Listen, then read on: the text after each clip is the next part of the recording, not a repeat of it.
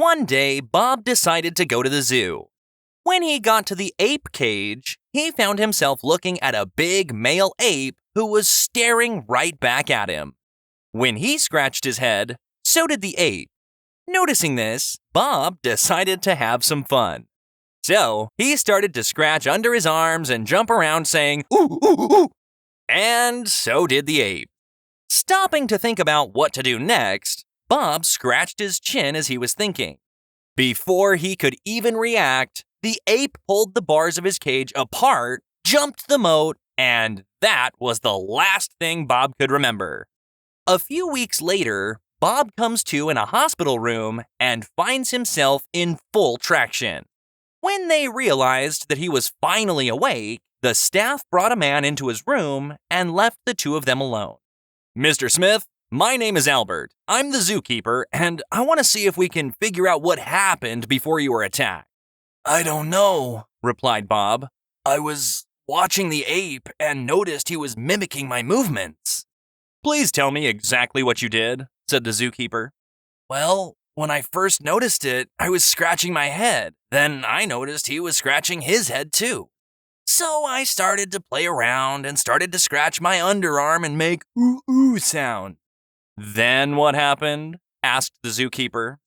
"Well, I was trying to think of something else to do, and I think I scratched my chin, which is the last thing I can remember."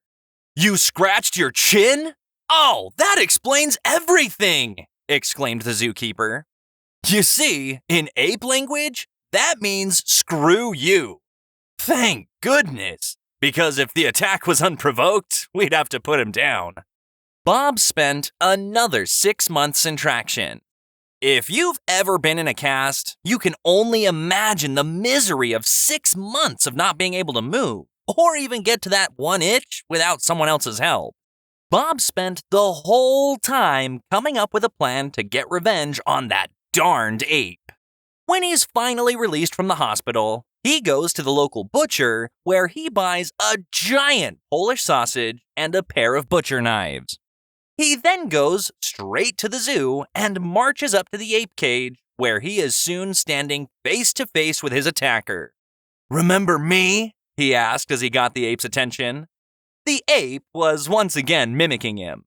Bob just smiled, reached into his bag, and tossed a butcher knife into the ape's cage. When the ape picked it up, Bob got his attention by holding his own knife high while he reached into his pants and pulled the Polish sausage out through the fly. Just as he expected, the ape mimicked him, holding his knife high, holding his privates in his other hand. Seeing this, Bob sliced down with his big butcher knife, cutting the Polish sausage in half. Bob looked up smugly to see the ape's reaction. The ape was staring right back at him, scratching his chin.